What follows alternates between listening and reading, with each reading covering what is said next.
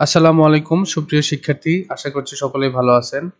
আজকে আমরা অত্যন্ত গুরুত্বপূর্ণ একটা টপিক সাবস্টেশন নিয়ে আলোচনা করব, যা আহ, পরীক্ষায় আসার জন্য অত্যন্ত গুরুত্বপূর্ণ টপিক।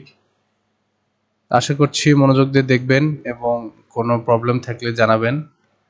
আমি একটু ব্যস্ত থাকায় কমেন্টসে রিপ্লাই দিতে পারছি না, তো সবাই ক্ষমা সুন্দর দৃষ্টিতে দেখবেন।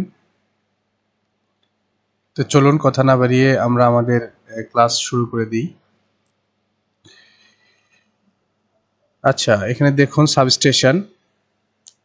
সাবস্টেশন ইংরেজি শব্দ, এর বাংলা হচ্ছে উপকেন্দ্র। উপকেন্দ্র সাবস্টেশন পাওয়ার সিস্টেমের একটি গুরুত্বপূর্ণ অংশ। বৈদ্যুতিক পাওয়ার পরিবহন ও বিতরণের ক্ষেত্রে সাবস্টেশনের গুরুত্ব অপরিসীম। বর্তমান যুগে অল্টারনেটিং কারেন্ট মানে এসি কারেন্ট, এসি বৈদ্যুতিক পাওয়ার উৎপাদন করে পরিবহন এবং বিতরণ করা হচ্ছে। বৈদ্যুতিক পাওয়ার উৎপাদনে বিভিন্ন সুবিধার্থে লোড প্রান্ত থেকে দূরে পাওয়ার উৎপাদন কেন্দ্র অবস্থিত। বিভিন্ন স্থানে প্রয়োজনীয় ভোল্টেজের বিদ্যুৎ সরবরাহের জন্য বিভিন্ন যন্ত্রপাতির সমন্বয়ে বিদ্যুৎ বিতরণের যে স্টেশন তাহাই সাবস্টেশন নামে পরিচিত। তাহলে কি বুঝলেন? বিভিন্ন স্থানে প্রয়োজনীয় ভোল্টেজের বিদ্যুৎ সরবরাহের জন্য বিভিন্ন যন্ত্রপাতির সমন্বয়ে বিদ্যুৎ বিতরণের জন্য যে স্টেশন তাহাই সাবস্টেশন নামে পরিচিত। ব্যবহারের প্রয়োজনীয়তা ও যন্ত্রপাতির ধরন অবস্থান অনুযায়ী সাবস্টেশনকে বিভিন্ন ভাগে ভাগ করা যায়। আলোচ্য অধ্যায়ে সাবস্টেশনের কাজ, যন্ত্রপাতি এবং সেগুলোর অপারেশন সম্পর্কে আলোচনা করা হয়েছে। সাবস্টেশন বা বিদ্যুৎ উপকেন্দ্র হলো কতগুলো প্রয়োজনীয় যন্ত্রপাতি ও সরঞ্জামের সংযোগস্থল, যেগুলোর মাধ্যমে বৈদ্যুতিক পাওয়ারের কিছু বৈশিষ্ট্য পরিবর্তন করে বিদ্যুৎ সরবরাহ করা হয়। কিছু বৈশিষ্ট্য বলতে হয়তো ভোল্টেজ বাড়ানো হলো বা ভোল্টেজ কমানো হলো, এই ধরনের বৈশিষ্ট্য আর কি। বিদ্যুৎ উৎপাদন কেন্দ্র ও গ্রাহকের মাঝখানে সাবস্টেশন একটি মাধ্যমিক স্টেশন, যা বৈদ্যুতিক পাওয়ার পরিবহন মানে ট্রান্সমিশন ও বিতরণ মানে অর্থাৎ হচ্ছে ডিস্ট্রিবিউশন, মূলত এসি ভোল্টেজের পরিবর্তনে কাজ করে। সাবস্টেশনের মাধ্যমে প্রয়োজন অনুসারে লো ভোল্টেজকে হাই ভোল্টেজে এবং হাই ভোল্টেজকে লো ভোল্টেজে পরিবর্তন করে বিদ্যুৎ পরিবহন মানে ট্রান্সমিশন এবং বিতরণ মানে ডিস্ট্রিবিউশন করা হয়। মানে আমাদের চাহিদা মতো, যেখানে আমাদের বেশি ভোল্টেজ দরকার সেখানে আমরা লো ভোল্টেজ থেকে হাই ভোল্টেজ করব, যেখানে আমাদের কম ভোল্টেজ দরকার সেখানে হাই ভোল্টেজ থেকে লো ভোল্টেজ করব, এটাই বলছে আর কি। তো দেখুন সাবস্টেশন দেখতে কেমন হয়। তো আমরা যদি একটু দেখি ইলেকট্রিক্যাল সাবস্টেশন দেখতে কেমন হয় একটু ভিডিওতে। মূলত ইলেকট্রিক্যাল সাবস্টেশনগুলো যেগুলো রয়েছে সেগুলো দেখতে কিছুটা এরকম, দেখেন ভিডিওতে দেখা যাচ্ছে। বিভিন্ন অ্যারেঞ্জমেন্ট থাকে, বাসবার থাকে, ডিএস থাকে আর কি, সার্কিট ব্রেকার থাকে, দেন ট্রান্সফরমার থাকে। ট্রান্সফরমারের কাজ কি বলেন তো? ভোল্টেজ লেভেল পরিবর্তন করা, পাওয়ারকে ঠিক রেখে, পাওয়ার আর ফ্রিকোয়েন্সিকে ঠিক রেখে, এগুলো ট্রান্সফরমার। আবার সার্কিট ব্রেকার আছে কিছু, সেগুলো আমরা দেখব পরবর্তীতে। তো সাবস্টেশন দেখতে মূলত এরকম হয় আর কি।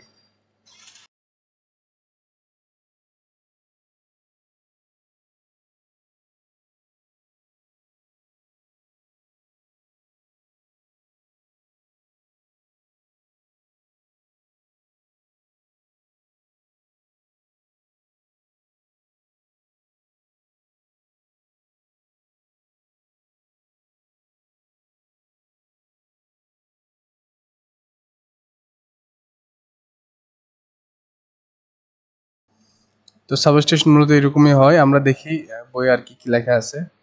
আচ্ছা, একটি সাবস্টেশনের অবস্থান ব্যবহৃত যন্ত্রপাতির নির্ভরযোগ্যতা ও অপারেশনের উপর বিদ্যুৎ ব্যবস্থার নিরপেক্ষতা নির্ভর করে। আচ্ছা, সাবস্টেশনের কাজ এটা অত্যন্ত গুরুত্বপূর্ণ, এটা মুখস্থ করবেন সকলেই। বিভিন্ন সুবিধার জন্য লোড প্রান্ত থেকে অনেক দূরে বৈদ্যুতিক পাওয়ার উৎপাদন কেন্দ্র বা বিদ্যুৎ উৎপাদন কেন্দ্র অবস্থিত। এই কারণগুলোর মধ্যে অন্যতম কারণ হচ্ছে বিদ্যুৎ উৎপাদনে ব্যবহৃত জ্বালানির প্রাপ্যতা, সিস্টেমের পাওয়ার লস বা অপচয় কমিয়ে বিভিন্ন স্থানে প্রয়োজনীয় ভোল্টেজের বিদ্যুৎ সরবরাহ করাই সাবস্টেশনের কাজ। সাবস্টেশনের পাওয়ার সিস্টেম একটি গুরুত্বপূর্ণ অংশ। বিদ্যুৎ উৎপাদন কেন্দ্রে উৎপাদিত ভোল্টেজের মান বৃদ্ধি করে ট্রান্সমিশন লাইনের মাধ্যমে দূরবর্তী স্থানে প্রেরণ করা এবং আবার প্রয়োজনে উচ্চ ভোল্টেজকে ব্যবহার উপযোগী ভোল্টেজে পরিবর্তন করাই সাবস্টেশনের প্রধান কাজ। এই কাজের জন্য বিভিন্ন যন্ত্রপাতি বা সুইচ গিয়ার বসানো থাকে। এই কাজের অন্যতম বৈদ্যুতিক মেশিন হলো ট্রান্সফরমার, যেটা আমরা পূর্বেই বলেছিলাম বারবার যে ট্রান্সফরমার অত্যন্ত গুরুত্বপূর্ণ একটা ইকুইপমেন্ট পাওয়ার সিস্টেমের জন্য। তো ট্রান্সফরমারে আপনারা একটু জোর দিবেন। আর আরেকটা বিষয় যে এখানে কি বুঝতে পারলেন সাবস্টেশনের কাজ কি, তাইলে যে আমরা বিদ্যুৎ জেনারেশন হয় আর কি 11 কেভি বা 15.75 কেভিতে, এই ভোল্টেজ যখন আমরা দূর প্রান্তে নিয়ে যেতে চাই তখন আমাদের হাই ভোল্টেজে এটা কনভার্ট করতে হয় 400 কেভি বা 230 কেভি। সে ঢাকা থেকে আমরা নিলাম কোথায়, রাজশাহীতে ঢাকা থেকে রাজশাহী অনেক দূরের পথ, তাইলে এখানে আমাদের উচ্চ ভোল্টেজে কনভার্ট করতে হয়। সে এখানে 400 কেভি একটা লাইন করলাম। তো 400 কেভি ভোল্টেজ তো আমরা আমাদের ব্যবহার উপযোগী না আর কি। এই ভোল্টেজকে কমিয়ে আমরা 230 করি, 230 কেভি করি, বা 230কে আমরা 132 কেভি করি, আবার 132কে দেখা গেছে 33 কেভি করি, 33কে আমরা দেখা গেছে 11 কেভি করি, 11 কেভিকে আমরা 0.4 করি, 4 কেভি, যেটা আমরা বাসা বাড়িতে ইউজ করি 3 ফেজে কলকারখানায়, বা বাসা বাড়িতে সিঙ্গেল ফেজের জন্য 220 ভোল্ট আর কি। তো এইভাবেই সাবস্টেশনের কাজ আর কি, ভোল্টেজ লেভেল কম বেশি করা। আচ্ছা, সাবস্টেশনের মাধ্যমে বৈদ্যুতিক পাওয়ারকে কন্ট্রোলিং, রেগুলেটিং, ট্রান্সফরমারিং ও ডিভাইডিং ইত্যাদি করা হয়। তাছাড়া বিদ্যুৎ ব্যবহার রক্ষণাবেক্ষণের জন্য সার্জ অ্যাবজার্ভার, লাইটিং অ্যারেস্টার ইত্যাদি রক্ষণ যন্ত্র ব্যবহার করা হয়। আচ্ছা, সাবস্টেশনের যন্ত্রপাতি এটা খুবই গুরুত্বপূর্ণ, এটা মুখস্থ করতে হবে, ঠাড়া মুখস্থ। বিদ্যুৎ ব্যবস্থার সুষ্ঠু কন্ট্রোলিং, মেরামত ও রক্ষণাবেক্ষণ, রেগুলেটিং এর জন্য যে সমস্ত যন্ত্রপাতি ব্যবহার করা হয় সেগুলোর মধ্যে উল্লেখযোগ্য হচ্ছে বাসবার, circuit breaker, lightning arrester, isolator, transformer, instrument transformer. Instrument transformer মানে কি, সিটিপিটি, যেটা আমরা ট্রান্সফরমার অধ্যায়ে পড়েছিলাম। ইনসুলেটর, আর ইনসুলেটর কয় প্রকার হয় এটা কিন্তু মুখস্থ করতে বলেছিলাম, ঠাটা, এটা খুবই গুরুত্বপূর্ণ। কন্ট্রোল প্যানেল, আর্থিং সিস্টেম, আগুন নিভানোর যন্ত্র, সার্জ অ্যাবজার্ভার এবং কেবল ইত্যাদি আর কি। তো এটা আপনারা মুখস্থ করবেন, এটা কিন্তু গত পরীক্ষায় খুব সময়তে এসেছিল। সাবস্টেশনে গুরুত্বপূর্ণ ইকুইপমেন্টগুলোর নাম লিখো। আচ্ছা, 8.3 দেখেন সাবস্টেশনের যন্ত্রপাতি অপারেট। বিদ্যুৎ ব্যবহার সুষ্ঠু কন্ট্রোলিং, রেগুলেটিং, মেরামত ও রক্ষণাবেক্ষণের জন্য যে সমস্ত যন্ত্রপাতি ব্যবহার করা হয় সেগুলোকে সঠিকভাবে অপারেট করতে না পারলে বিদ্যুৎ ব্যবহারের বিপর্যয় দেখা দেওয়া সহ প্রাণহানি ঘটার সম্ভাবনা থাকে। এ সকল যন্ত্রপাতি অপারেশনের নিয়ম জানলে এবং তা মেনে অপারেশন বা চালনা করলে জীবনহানির মতো দুর্ঘটনা অনেকাংশেই কমে যাবে। সাবস্টেশনে যে সমস্ত যন্ত্রপাতি ব্যবহার করা হয় সেগুলো অপারেশন বা চালনা নিচে সংক্ষেপে বর্ণনা করা হলো। 1 নাম্বার হচ্ছে বাসবার। ইহা কতগুলো মোটা তামা ও অ্যালুমিনিয়াম পাত যেগুলো নাট বল্টের মাধ্যমে শক্তভাবে আটকানো থাকে। বাসবার সার্কিট ব্রেকার থেকে বৈদ্যুতিক পাওয়ার বা এনার্জি সংগ্রহ করে এবং বিতরণ করে। আচ্ছা, বাসবার দেখতে কেমন আমরা একটু দেখি। দেখুন, এটা হচ্ছে বাসবার, এই যে আর ওয়াই বি 3টা ফেজ। এটা এলটি সাইটে বাসবার বলা যায়, কিন্তু সাবস্টেশনের যে বাসবারগুলো থাকে সেগুলো একটু দেখতে, এই যে দেখেন, এই যে উপরে যে কন্ডাক্টর দেখা যাচ্ছে এটাও একটা বাস আর কি, আর ওয়াই বি 3 ফেজ দেখতে পাচ্ছেন হয়তো, বা এই যে এটা একটা কন্ডাক্টর, এটা একটা কন্ডাক্টর, এটা এই তিনটাই হচ্ছে এটা বাস আর কি 3 ফেজের জন্য। তারপর দেখেন সার্কিট ব্রেকার। সার্কিট ব্রেকার সম্পর্কে আমরা সকলেই পরিচিত, সকলের বাসা বাড়িতে সার্কিট ব্রেকার থাকে। সেটা প্রিন্সিপাল একই, এখানে বড় স্কেলে ব্যবহার করা হয় আর কি। দেখেন, কোনো ত্রুটিপূর্ণ সার্কিটে যখন যে কোনো ত্রুটিপূর্ণ সার্কিটে যখন মাত্রাতিরিক্ত কারেন্ট প্রবাহিত হয় তখন রিলের মাধ্যমে সার্কিট ব্রেকার সাপ্লাই থেকে অটোমেটিক বা স্বয়ংক্রিয়ভাবে ত্রুটিযুক্ত যে সার্কিটকে থাকে সেটাকে কি করে, বিচ্ছিন্ন করে দেয়। আবার হাতলের মাধ্যমে ইয়া অপারেট করা হয়। তাহলে সার্কিট ব্রেকার দুইভাবে কাজ করে। আমরা যখন চাইবো কোনো একটি অংশকে, পোর্শনকে মানে বিদ্যুৎ থেকে বিচ্ছিন্ন করে দিতে, সেটা আমরা পারবো। আবার যদি কোনো কারণে মানে সিস্টেমে কোনো ত্রুটি দেখা দেয় তাহলে ত্রুটিযুক্ত যে অংশটা সেটাকে মানে মানে যে যে পাঁচটা ত্রুটিহীন অংশ থেকে বিচ্ছিন্ন করে দেয় আর কি সার্কিট ব্রেকার। আচ্ছা, তারপরে দেখেন লাইটনিং অ্যারেস্টার। লাইটনিং অ্যারেস্টার বা বজ্রপাতের ফলে লাইনে যে হাই ভোল্টেজের সৃষ্টি হয় তা থেকে বৈদ্যুতিক লাইন, যন্ত্রপাতি ও অন্যান্য সরঞ্জাম রক্ষার জন্য যে ডিভাইস ব্যবহার করা হয় তাহাই লাইটনিং অ্যারেস্টার। ইহা অটোমেটিক বা স্বয়ংক্রিয়ভাবে কাজ করে। সাবস্টেশনের প্রোটেক্টিভ ডিভাইসের মধ্যে ইহা খুবই গুরুত্বপূর্ণ। তো লাইটনিং অ্যারেস্টার কেমন আমরা দেখি একটু। তো দেখতে পাচ্ছেন এটা একটা সাবস্টেশনের একটা পোর্শনের ছবি। এই যে একটা অংশ দেখা যাচ্ছে কালো, এই পিনের মতো, এই যে ইনসুলেটর যুক্ত এই যে কালো একটা অংশ দেখা যাচ্ছে, এটাই হচ্ছে লাইটনিং অ্যারেস্টার আর কি। এখন দেখি আইসোলেটর। আরেকটা নাম হচ্ছে DS. DS means disconnector switch. Okay, isolator ইহা মেকানিক্যাল সুইচ যুক্ত পদ্ধতি, যাকে বিনা লোডে অথবা অফ লোডে কি করা যায়, অন অফ করা যায়। তাহলে সার্কিট ব্রেকার কাজ করে হচ্ছে অন লোডে, লোড থাকা অবস্থায়, অন লোড। আর এই যে ডিএস বা আইসোলেটর কাজ করে অফ লোডে, যখন লোড নেই সেই অবস্থায় আমরা সার্কিটকে অফ অন করতে পারি। আচ্ছা, ইহা মেকানিক্যাল সুইচিং পদ্ধতি, যাকে বিনা লোডে অফ অন করা যায়। লাইনে সংযুক্ত সার্কিট ব্রেকারের অপারেশনের পর আইসোলেটর অপারেট করতে হয়, অর্থাৎ লোডবিহীন অবস্থায় ইহা অপারেট করতে হয়।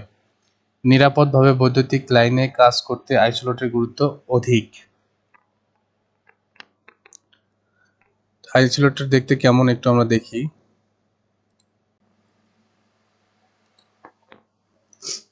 তো মূলত আইসোলেটর বা ডিএস দেখতে এরকম হয় আর কি।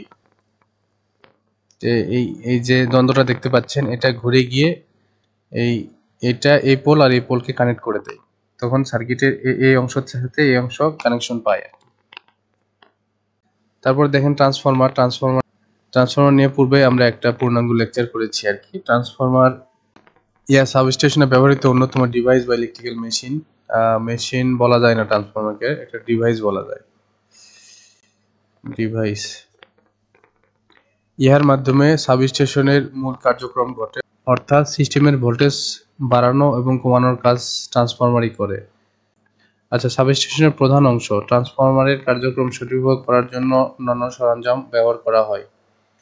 ইহার রুটিন পর্যবেক্ষণ খুবই গুরুত্বের সাথে করা উচিত।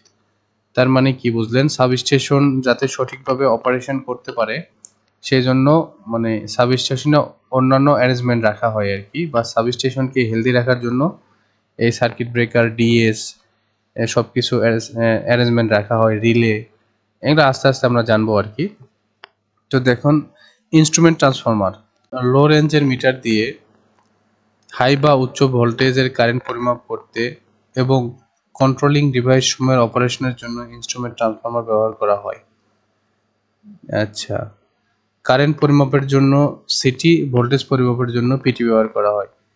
আমাদের সাবস্টেশনে বা বৃহৎ পাওয়ারে সে ধরেন এখানে 1000 অ্যাম্পিয়ার কারেন্ট ফ্লো হচ্ছে, তাহলে 1000 অ্যাম্পিয়ারের তো আমরা অ্যামিটার নেই, এত বড় কারেন্ট আমরা কিভাবে মেজার করব? তাইলে এই লো রেঞ্জের একটা সিটি ব্যবহার করা হয়, ট্রান্সফরমার ব্যবহার করে এই কারেন্টটা মেজার করা হয়। যদিও এই সিটিপিটি নিয়ে বৃহৎ আলোচনা আছে, তো এটা নিয়ে অবশ্যই আমি আপনাদের পড়াই নাই। তো আপনারা চাইলে ক্লাস 9-এর বইটা দেখতে পারেন, ওখানে সিটিপিটি নিয়ে একটা অধ্যায় আছে। খুব বেশি কঠিন কিনা কিছু না, চাইলে মানে পড়লে বুঝতে পারবেন আর কি।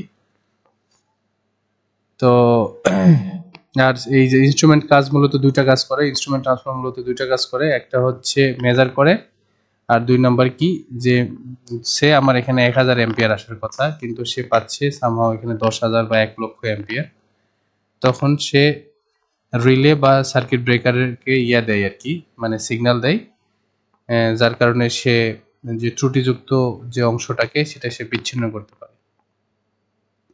আচ্ছা, আরেকটা দেখেন ইনসুলেটর। সাবস্টেশনের সুইচ গিয়ার, বাসবার, ট্রান্সফরমার ইত্যাদি সঠিকভাবে সংযোগের জন্য চীনামাটির তৈরি ব্যবহৃত উপাদানই হচ্ছে ইনসুলেটর। ইনসুলেটর কিন্তু খুব গুরুত্বপূর্ণ, এটা নিয়ে একটা অধ্যায় আলোচনা করা হয়েছে, এটা মুখস্থ করবেন।